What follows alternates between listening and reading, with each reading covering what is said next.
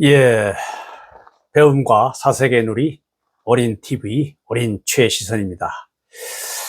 훈민정음 비밀 코드와 심리대사 제 2부를 시작하겠습니다. 지난 시간에도 말씀드렸지만 이제 2부에서는 과연 그럼 훈민정음 비밀 코드가 무엇인가?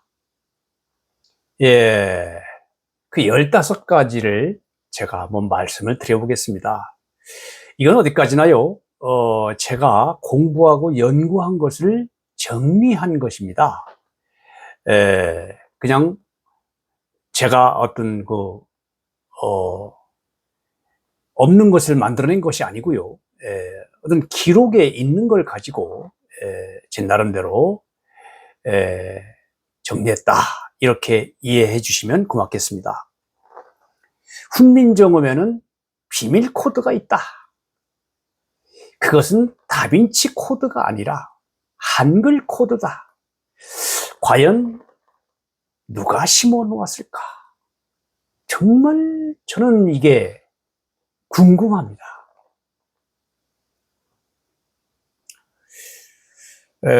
첫째 비밀 코드는요, 훈민정음 언해본이 108자라는 겁니다. 예, 108자 하면은 여러분들 무엇이 생각납니까? 바로 108번뇌 생각나지요? 아주 불교의 트레이드 마크죠. 108번뇌 노래도 있지 않습니까? 이 세종어제 서문이라고 하는 세종이 직접 쓰셨다는 이 글자 수가 108자라는 겁니다. 이건 어디에 나오느냐면요, 세종 5년, 세조 5년이에요. 세조 5년 1459년에 발행된 어린 석보 권1 천벌이에 나옵니다. 그래서 이걸 보고 우리는 훈민정음이 이따 또 말씀드릴 기회가 있겠지만은 훈민정음 예의만 있다. 그러니까 서문과 예의 이것만 있다라고 생각했던 겁니다. 나중에 이제 1940년에 훈민정음 해례본이 발견이 되잖아요. 세상이 깜짝 놀라잖아요. 한번 여러분들 많이 아시는 이 세종어제 서문을 한번 제가 읽어보겠습니다. 나란 말씀이 중국에 달아 문자와로 서로 삼았디 아니할세. 이런 전차로 어린 백성이 니르고자 할 빼이셔도 마참내 제 뜻을 실업하지 못할 놈이 하니라. 내 일을 위하여 어여삐 여겨 새로 28자를 맹가노니 사람마다 하여 수빈이겨 날로 쓰매 편안케 하고자 할 따름이니라. 예, 이게 정확하게 하나하나 세면은 108자입니다. 제가 이 15세기 표기로 돼 있는데 이거를 제가 정확하게 15세기 발음으로 할 수는 없습니다. 그렇게 하시는 학자도 그렇게는 못합니다. 비슷하게 할지는 모르지만 제가 이거를 제 나름대로 저는 거의 이걸 다 이유는데요. 한번 반야신경 버전으로 한번 읽어보겠습니다. 나란 말씀이 중국에 달아 문자와로 서로 삼았디 아니할세. 이런 전차로 어린 백성이 이루고자 할 빼이셔도 마참내 제 뜻을 실업하지 못할 놈이 하니라.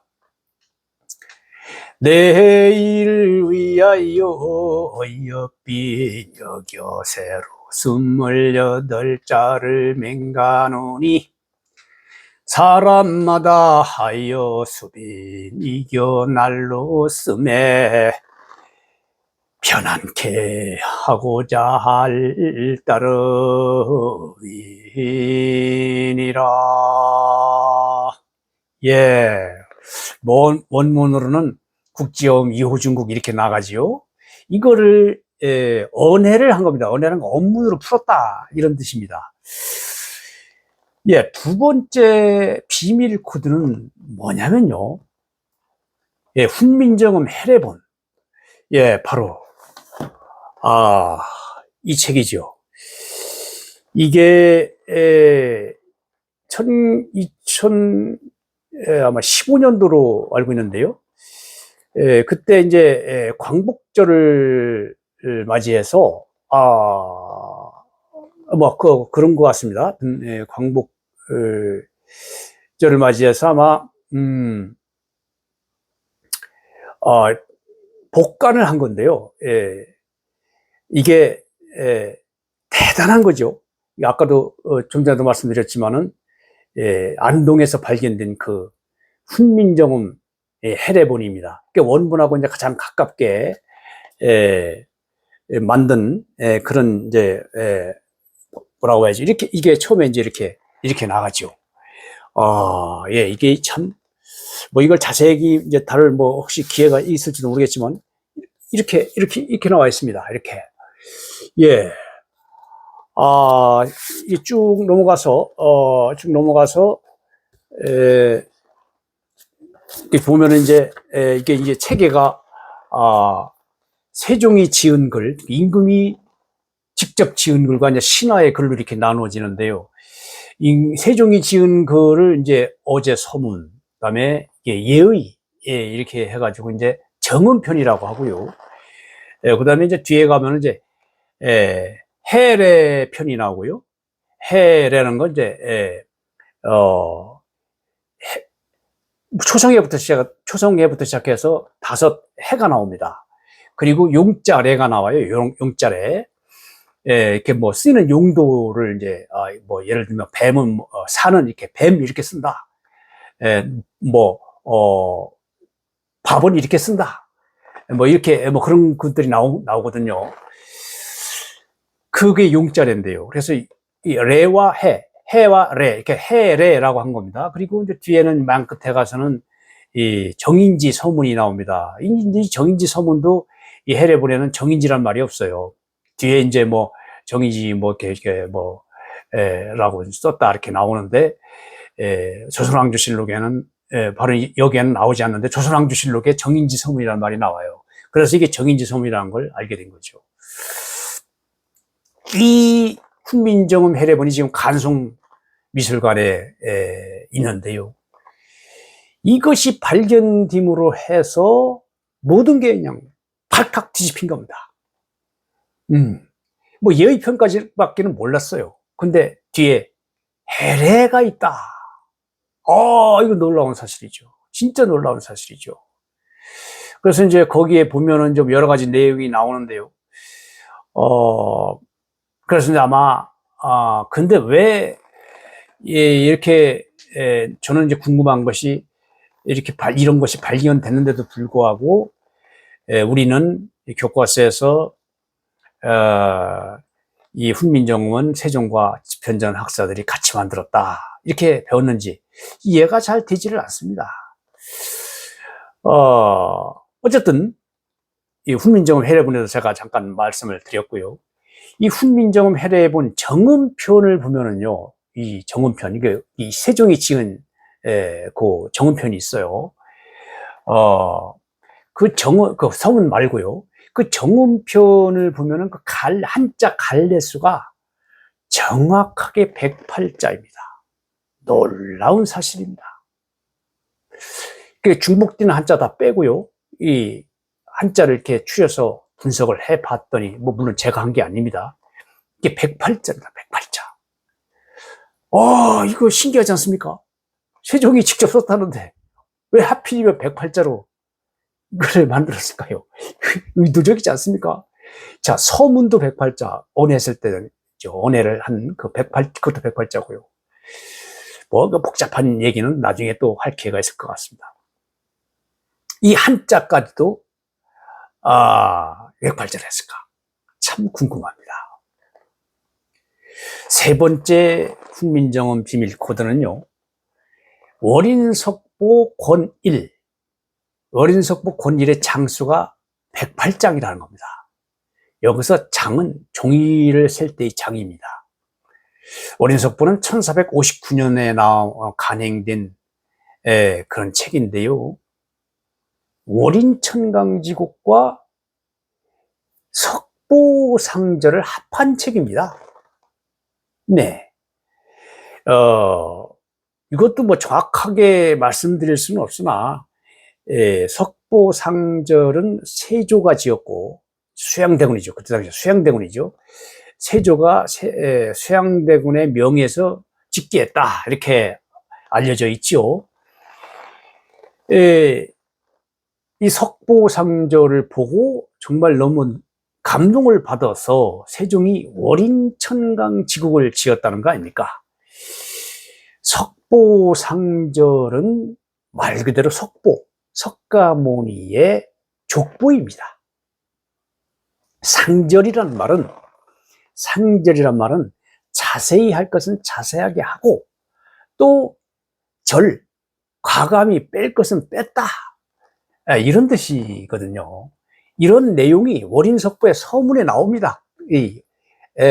바로 석보상절의 뜻이요.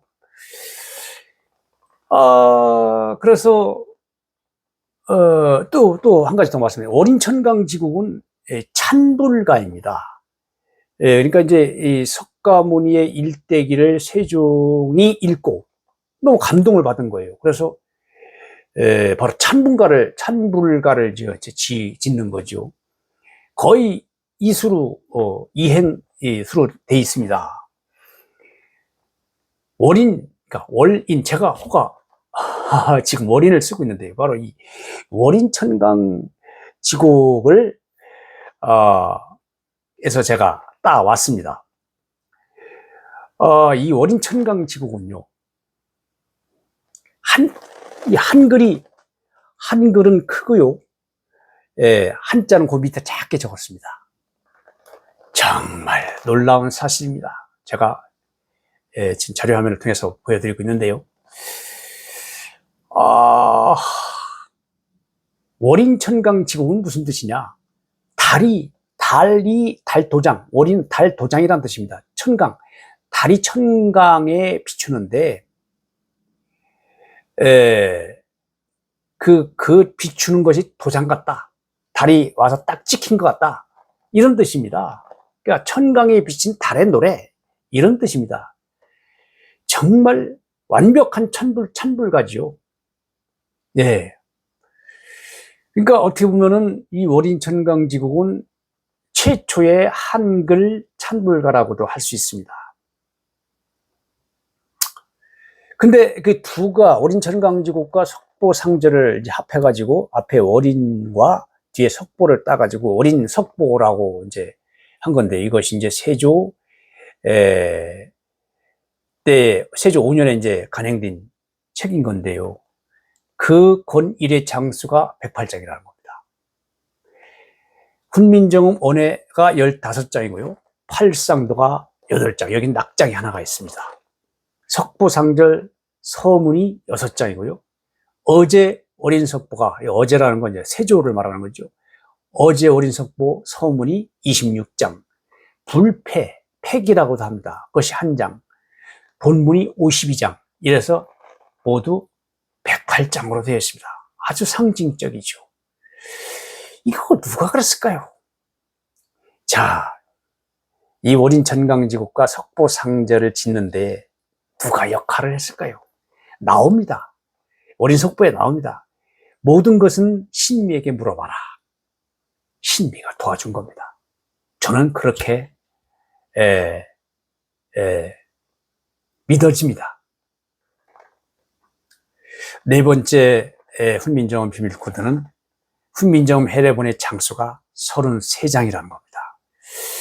방금 제가 보여드렸듯이 이 책의 이 장수가 정확하게 33장입니다. 이 표지는 빼고요. 정말 놀라운 사실이죠. 왜 33장으로 하필이면 했을까? 제가 이걸 보면은 그냥 넘겨도 되는데 안 넘긴 데도 있고요. 이렇게 공간을 이렇게 두었어요. 또 굳이 또 넘긴 그런 장도 있고요. 그러고 보면은 이 의도적으로 33장을 채우려고 한 게 아닌가 하는 의심이 갑니다.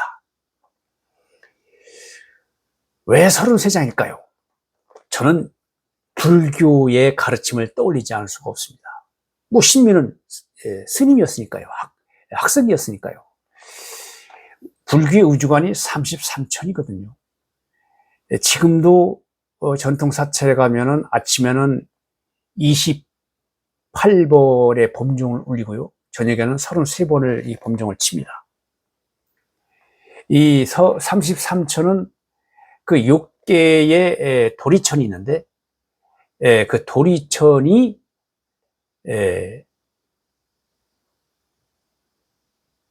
그 33천으로 이루어져 있다는 거죠.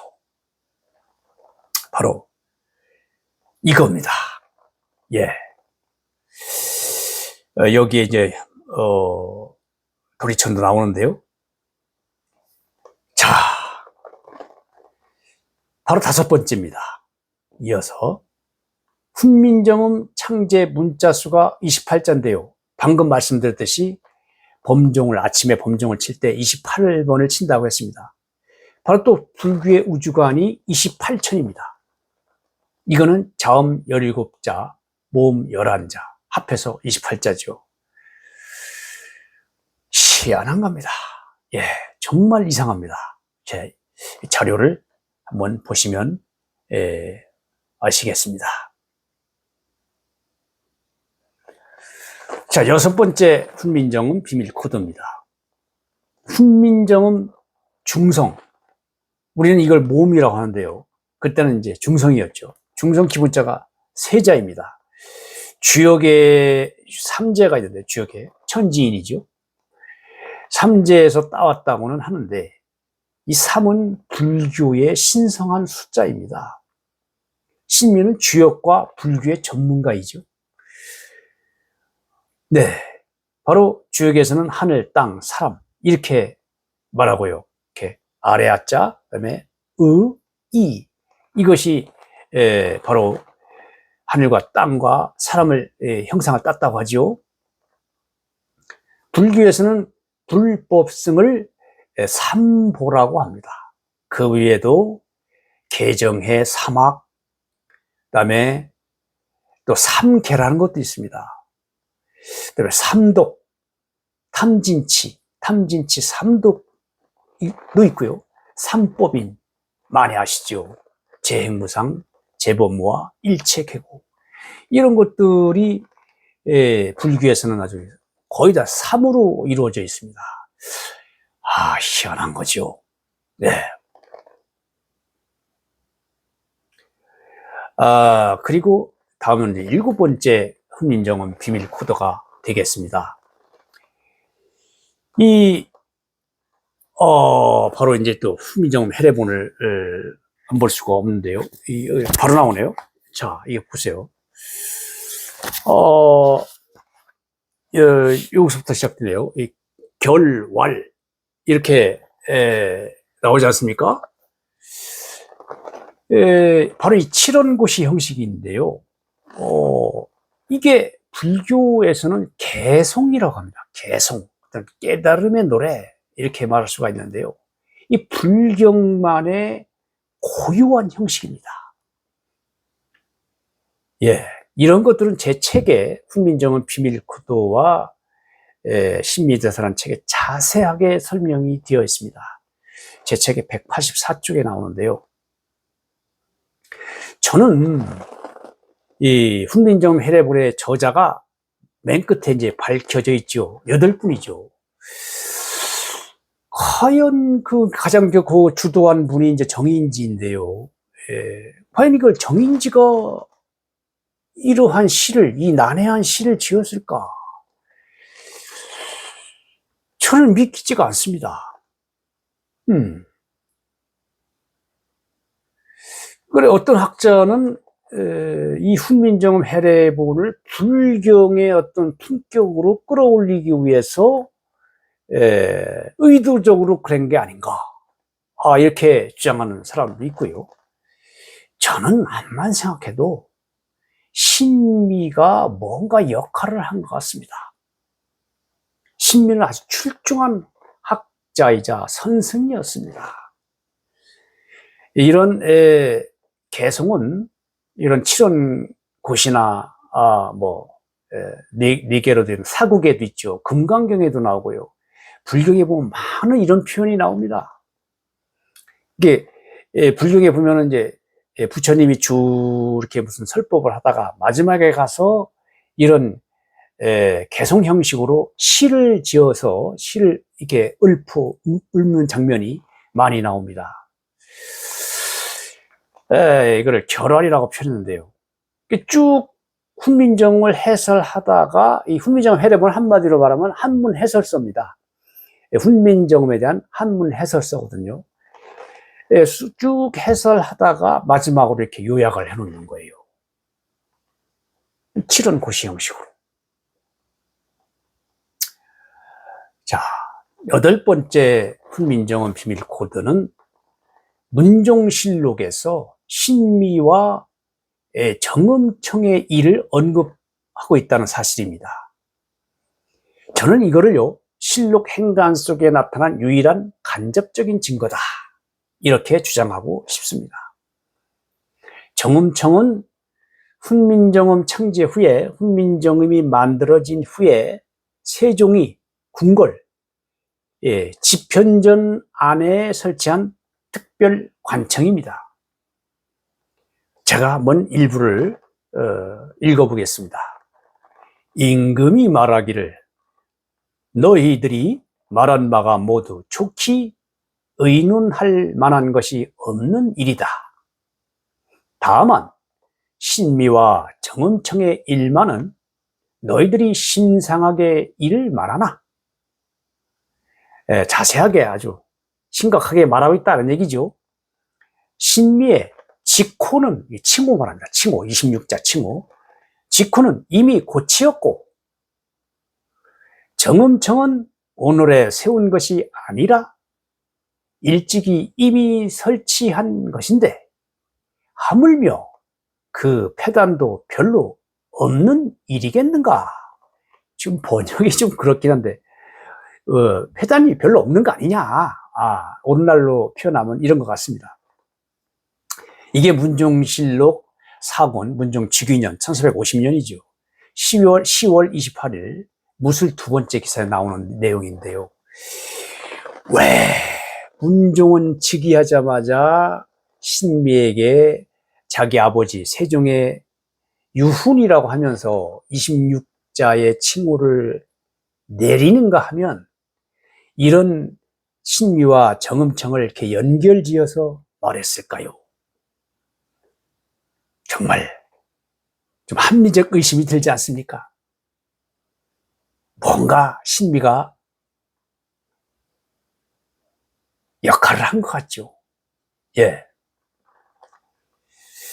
9번째 훈민정음 비밀 코드입니다. 세종이 내린 칭호 중에 우국이세라는 말입니다.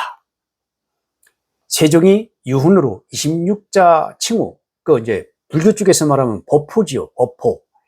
법포를 내리는데요.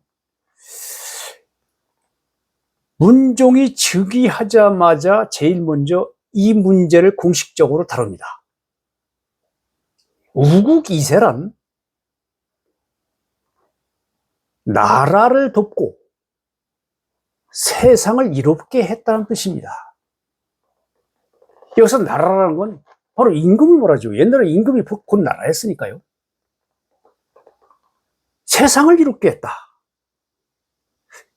자, 나라를 도왔다, 임금을 도왔다, 뭘 도왔다는 말입니까?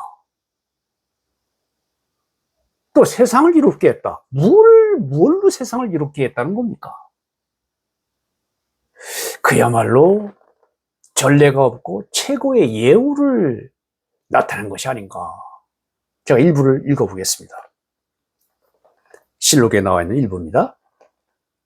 또 신미를 여기서 중이라고 표현합니다. 승려라고 해도 될 텐데 이 국사편찬위원회에서 모든 애를 중으로 표현했습니다.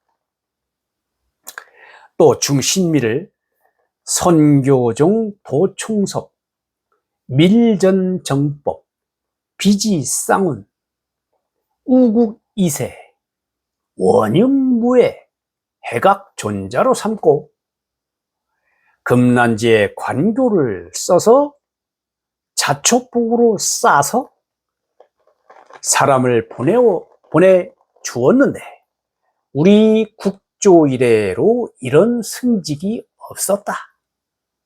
임금이 이 직을 주고자 하여 일찍이 정부에 의논하고 정부에서 순종하여 이의가 없으므로 마침내 봉작하게 되었는데 듣는 사람이 놀라지 않는 리가 없었다. 물론 뒤에도 또 뭐가 나옵니다. 문종실록 2권 문종취기년 1450년이죠.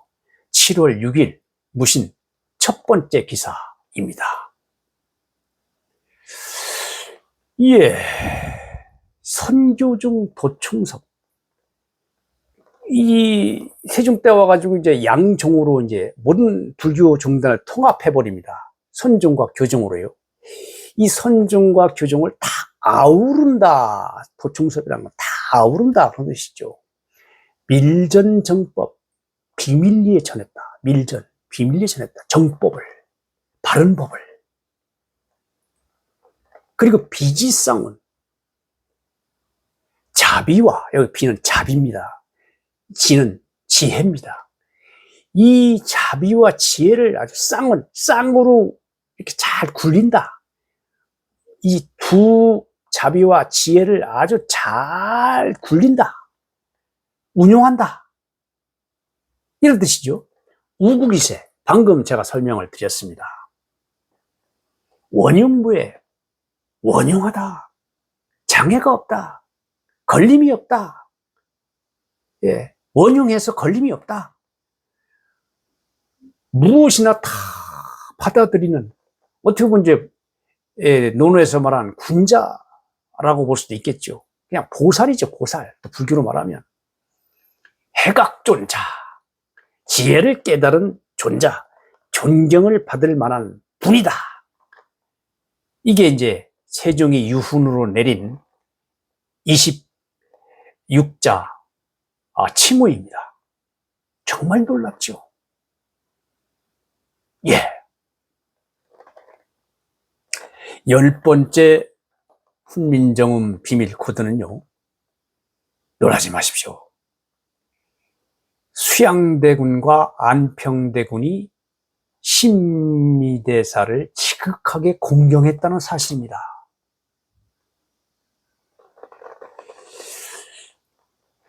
신미를 아주 스승으로 공경을 한 겁니다.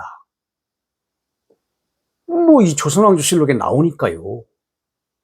아마도 이 사관들이 왕조실록을 이렇게 이제 쓰면서 아마 세 번의 단계를 거친다는데요. 이거를 어떻게 쓰게 됐을까? 조금 저는 좀 그렇습니다. 뺄 수도 있었을 텐데요. 근데 뭐 다른 걸 쓰다가 보니까 이제 이걸 쓸 수밖에 없었는 것 같아요. 제가 맥락을 살펴보니까 제가 한번 읽어보겠습니다. 수온의 형이, 여기서 수온은 김수온을 말합니다. 바로 신미대사의 동생이죠. 친동생입니다.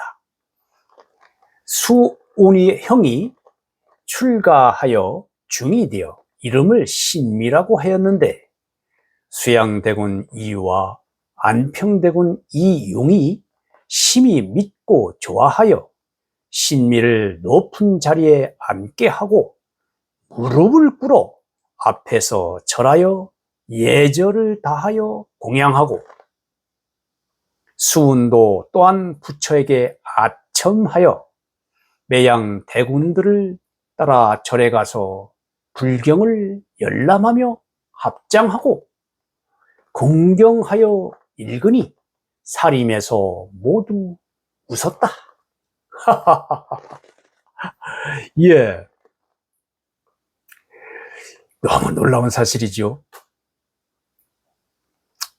여기서 저 부처에게 아첨했다고 하죠. 이게 이제 뭐 사대부의 입장에서 이 실록을 썼으니까요. 사림에서 모두 웃었다. 이거 사림이란 말이 여기서 나옵니다. 예. 벌써 세조 때도 벌써 이제 이렇게 사림이 생겨난 거예요. 이게 세종실록 116권, 세종 29년 1447년 6월 5일 병인 두 번째 기사에 나오는 이야기입니다. 왜 그랬을까요? 왜 수양대군과 안평대군은 신미를 이렇게 지극히 공경했을까요? 자, 11번째 훈민정음 비밀 코드는 이 신미가 범어의 대가로서 세종과 소통했다는 사실입니다. 이거는 기록에 있으니까요, 제가 사실이라고 표현한 겁니다. 바로 김수훈, 바로 신미대사의 동생이라고 했죠. 친동생입니다. 김수훈이 쓴 시구집이라는 책이 있습니다. 이 문집이 있어요. 바로 한국 고전 번역 연구원이 있는데요. 고전 번역 연구원이 있는데요. 거기에 실려 있기도 합니다. 한국 문집 총간에도 이렇게 나와 있고요. 그 시구집에 보면은 복천사기라는 그런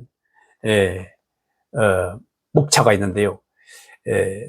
복천사기에 이게 나옵니다. 뭔가가 생략된 듯 하면서도 뭔가 좀 생략된 듯 해요.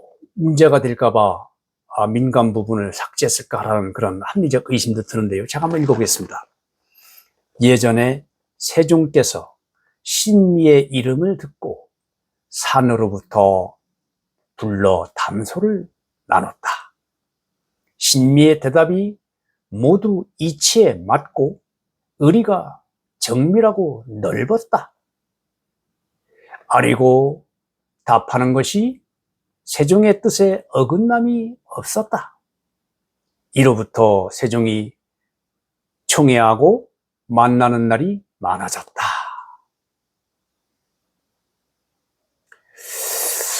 예.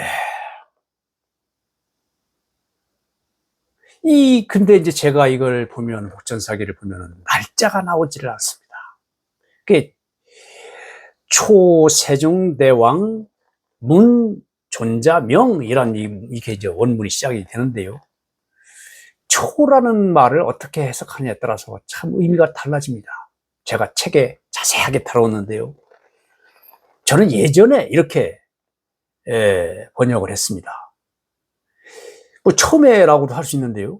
그럼 맥락이 좀 안 통해요. 예전에 김소은이 이제 이 복천사기를 세조의 명을 받아서 썼는데요. 뒤에 그 명을 받아서 썼다고 나옵니다. 이렇게 보면은 해상하는, 이게 해상하는 하나의 대목이에요. 그래서 이 초라는 걸 처음으로 하면 좀 맥락이 안 맞습니다. 바로 예전에 이렇게 해야 맥락이 딱 맞습니다. 그래서 저는 예전에라고 했는데, 그 예전이라는 것은 그러면 이제 그 바로 이제 앞에는 이제 뭐 세종이 아파서 이렇게 효령대군 집에 가서 치료도 받고 이제 그런 얘기가 쭉 나오는데요. 그 전에 그랬다는 거죠. 그렇다면은 저는 합리적인 의심을 이제 하는데요. 세종이 훈민정음을 만들려고 할 때, 만들어가는 과정에서 만나지 않았을까? 이런 한번 의심을 저는 해보는 겁니다.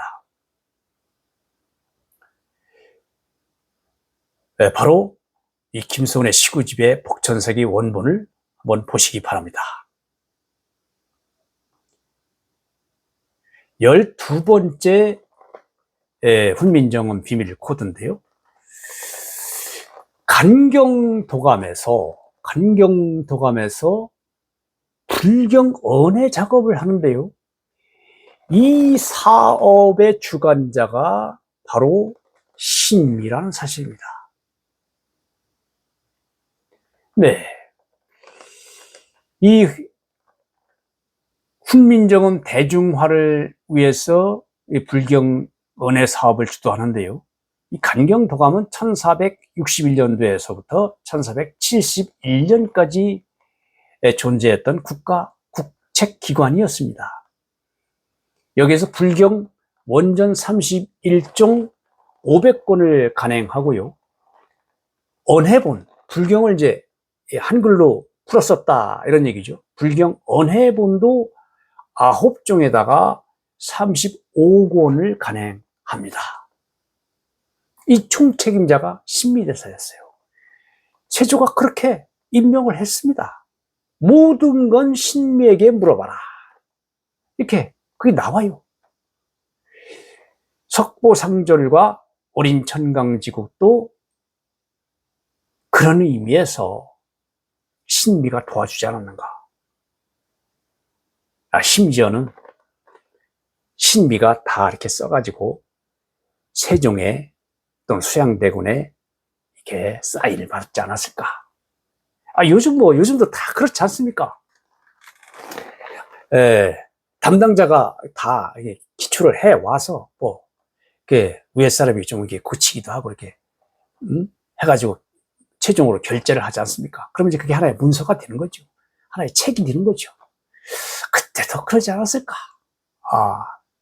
그런 생각을 하기도 합니다. 여기서 보면은요, 몽산 화상 법어 양록 언해, 그다음에 모구자 수심결 언해 등 세종이 신미대사가 직접 언해한 것들이 꽤나 있는데요. 제가 그 중에 하나, 제가 이 책을 제가 가지고 있는데요. 여러 가지 책 중에 이제 하나입니다. 세종대왕 기념사업회에서 발간한 책입니다. 제가 이거를 다 읽어봤습니다. 읽어봤는데 이렇게 이제 이렇게 하나하나 다 번역을 했고요. 뒤에 가면은 이렇게 원문이 나옵니다. 원문. 이렇게 원문이 나와요. 예. 이걸 이제 읽어보면은요, 불경이라 좀 어렵습니다. 편지가 이렇게 쭉 나오는데요. 진짜 그야말로 신미가 이걸 번역할 때 얼마나 심혈을 기울였을까. 예를 들어서,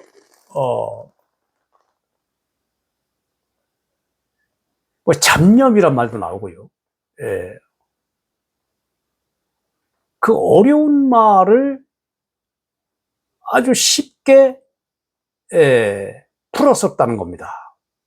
그 스님들이 하는 이렇게 참선을 하다 보면은 이렇게 이제 뭔가 망상에 빠질 수도 있고, 그다음에 졸음에 졸 수도 있고, 이제 이런데 갑자기 용어가 생각이 안 나는데요. 그거를 그냥 신미대사는 졸음이다, 졸음 이렇게 번역을 했어요. 참 그런 걸 보면은 신미가 정말 대단하다. 왜 이런 분이 조명되지 않고 있나. 정말 저는 안타까울 뿐입니다. 자, 간경도감에서 펴낸 불경언의 목록을 쭉 이렇게 보여드립니다. 13번째는요, 영화 나랏말싸미에도 그 장면이 잠깐 나오는데요. 2번에 걸쳐서 이 청주에 있는 초수, 오늘날은 초정약수터라고 하는데요. 초수에 행차를 했다는 겁니다. 명분은 물론 안질 치료, 또 그 채말리의 상소에 나와 있듯이 문자를 시험할 목적도 있었던 것 같습니다. 근데 저는요, 신미를 공부한 사람으로서 그 가까운 곳에 이 속리산의 복천사에 신미를 만나기 위해서 오신 건 아닐까? 이렇게 합리적 의심을 해보는 겁니다. 저만 그렇게 생각하는 게 아니고요. 영한나란 말씀에도 그렇게 했고, 그 많은 학자들이 그렇게 주장하신 분들이 있습니다. 예. 뭐 근거는 없으니까요. 어떻게 뭐 단정적으로 말씀을 드릴 수는 없지만, 예, 정황상 그렇다는 겁니다. 그때 이제 세자도 오기도 하고요. 그 막내 아들 영흥대군도 오기도 하고요. 그 가까운 목천에도 초수가, 이 초수라는 건 톡톡 쏘는 물이죠. 이제 그걸 이게 눈에다 이렇게 한다든지 뭐 피부에 이렇게 하면은 이제 피부병이 낫는다는데, 그런 초수가 이 천안 목천에도 나오고 있었습니다. 사실은 이렇게 한양에서 거리를 보면은 목천이 더 가깝거든요. 근데 왜 조금 멀은 이 청주까지 왔을까? 이런 생각도 한번 해보는 거예요. 1차는 1444년 2월 28일부터 5월 7일까지.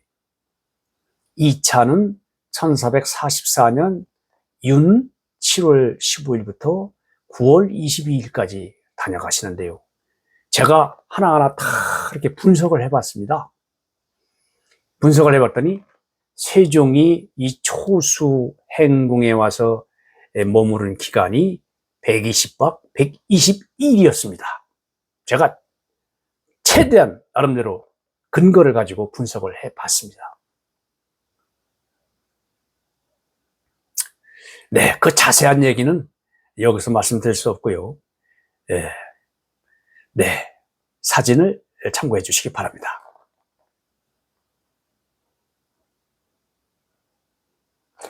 열 14번째 훈민정음 비밀 코드는 신미가 예종에게 올린 한글 상소입니다. 대신들은 한결같이 한문으로 상소를 올렸는데요. 이 신미만이 유일하게 한글로 상소를 올렸다는 겁니다. 물론 한글 문서는 연산군대도 꽤나 있습니다. 근데 공식적으로 이렇게 임금에게 상소를 올린 그런 문서는 신미가 유일하지 않느냐, 저는 그렇게 생각을 하는 겁니다. 한번 읽어보겠습니다. 중신미가 임금이 중들에게 금강경과 법화경을 강하여 시험해서 능하지 못한 자는 모두 환속시키려고 한다는 말을 듣고 언문으로 글을 써서 비밀이 알리기를, 중으로서 경을 외우는 자는 간혹 있으나 만약에 강경을 하면 1000명이나 10,000명 중에 겨우 한둘 뿐일 것이니 원컨대 다만 외는 것만으로 시험하게 하소서. 이런 요지입니다. 이 스님들 중에 경을 외우는 자들은 좀 있었다는 거죠. 아직도 그 당시 조선 초기까지는 불교가 대단했으니까요. 그런데 이제 숭유억불, 그 얼마나 대단합니까? 그 스님들은 아주 천민으로 떨어졌잖아요. 천민 수준입니다. 천민으로 이렇게 취급을 당한 거예요. 그런 이제 와중에 이제 불교가 쇠락하는 과정에 암만 스님들이라고 해서 강경을 하는 사람은 아주 드물 것이다. 이 강경이라는 건 경을 가지고 이렇게 강의도 할 수 있다는 뜻이거든요. 뭐 이렇게 해석도 하고, 그게 쉬운 일이 아니죠. 웬만해서. 그래서 이런 걸 예종한테 상수로 올린 건데, 뭐 뒤에 또 나오는데, 예종이 이걸 듣고서, 나는 아직 그런 명령도 아직 내리지 않는데 이걸 어찌 알았느냐? 그래서 막 취주해서 알려라. 이렇게 하고서 이제, 이 신미대사를 광평대군 사택에 이렇게 모십니다. 어떤 사람은 또 이거를 갖다가 뭐라고 하죠? 가뒀다 이렇게 표현하는데, 그게 예종이 그럴 사람이 아닙니다. 그건 잘못된 표현입니다. 예우한 겁니다. 그래서 아무도 이제, 그 신미대사를 거기다 모시고 아무도 사를 금지시켰다. 그래서 개인적으로, 그 신미대사는 또 인기가 많았으니까요. 배아라는 것을, 신미를 이렇게 뵙는 것을 못하겠다. 이런 내용까지 실록에 나옵니다. 마지막입니다. 15번째. 아까도 말씀드렸지만은, 15번째 훈민정음 비밀 코드는요, 이 세조가 복천사를 방문하고 상원사를 아주, 전폭적으로 지원했다는 사실입니다.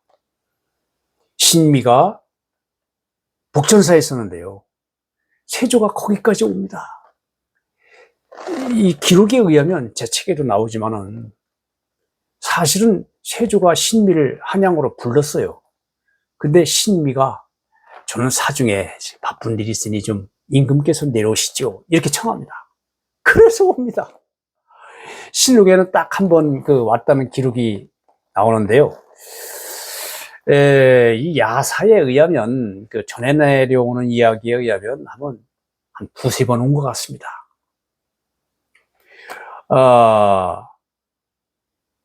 한번 제가 실록에 있는 내용을 한번 읽어보겠습니다. 거가가 보훈현 동평을 지나서 저녁에 병풍송에 머물렀다.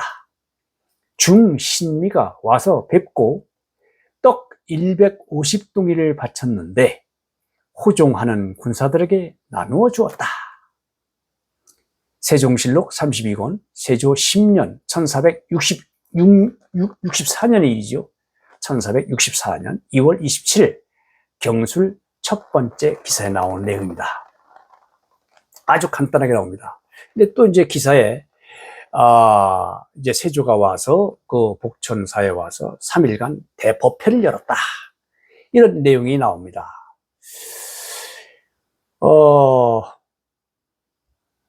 또 하나는 이제 상원사를 정폭적으로 지원했다는 건데요. 중신미가 정철 5만 5천 근, 쌀 500석, 면포, 정포 각각 500필씩을 내려주었다. 이것도 역시 세조 10년 1464년 12월 22일 기사에 나오는 내용입니다. 바로 이 내용인데요. 중신미가 강원도 오대산에 상원사를 구축하니 승정원에 명하여 경상도 관찰사에 치서하여 정철 1만 5천 근, 중미 500석을 주고 또 재용감에 명하여 면포 200필, 정포 200필 주게 하고 내수소는 면포 300필, 정포 300필을 주게 하였다. 세조 11년 1465년 2월 20일 기사입니다. 오른쪽에 보면은 상원사 중창 권선문이 나오죠. 여기에 보면은 한쪽에는 한문으로 되어 있고 한쪽은 한글로 이렇게 되어 있습니다. 근데 중요한 건 여기에 수결이 나옵니다. 수결. 임금이 직접 도장을 찍습니다. 그리고 왕비, 그 다음에 왕자 다 이름이 나옵니다. 다가 수결합니다. 신기한 일이죠. 저는 여러분들에게 이 훈민정음 비밀 코드, 제 나름대로 이름 지은 그 이름인데요. 비밀 코드 15가지를 말씀드리면서 과연 훈민정음은 어떻게 탄생했을까? 저는 그게 그 진실이 궁금한 겁니다. 뭐 세종이 모든 걸 만들었다. 해도 됩니다. 그런데 그 근거가 없잖아요. 뭐 신하의 언급만 친히 우리 임금께서 지었다 이런 언급만 나오잖아요. 그것만 가지고 어떻게 세종이 무조건 다 지었다 이렇게 말씀드리기가 좀 어렵지 않느냐. 과연 어떤 그 훈민정음은 비밀 프로젝트로 만들어졌다고 하는데 많은 학자들이 그러면 어떻게 그 비밀에 참여한 사람들은 어떤 사람들일까? 뭐 이것도 궁금하고요. 아무래도 혼자 이거 다 했겠습니까? 도와준 사람들이 있었겠죠. 그 바쁜 임금의 일상이 있는데요. 경연부터 시작해서 또 이 세종대왕은 참 자녀도 많이 두셨습니다. 그 어느 시간에 이 어려운 문자를 훈민정음을 참 창제하실 수 있을까요? 또 건강도 참 안 좋으셨고, 또 어떤 분은 뭐 한글 만들다가 건강이 안 좋으셨다고 이렇게 말씀하시는 분도 계신데, 그런 기록은 실록에 나오지 않습니다. 정말 저는 궁금할 뿐입니다. 훈민정음은 과연 어떻게 탄생했을까요? 우리가 앞으로 풀어야 할 과제가 아닐까 말씀드려 봅니다. 고맙습니다. 건강하십시오. 월인 최시선이었습니다.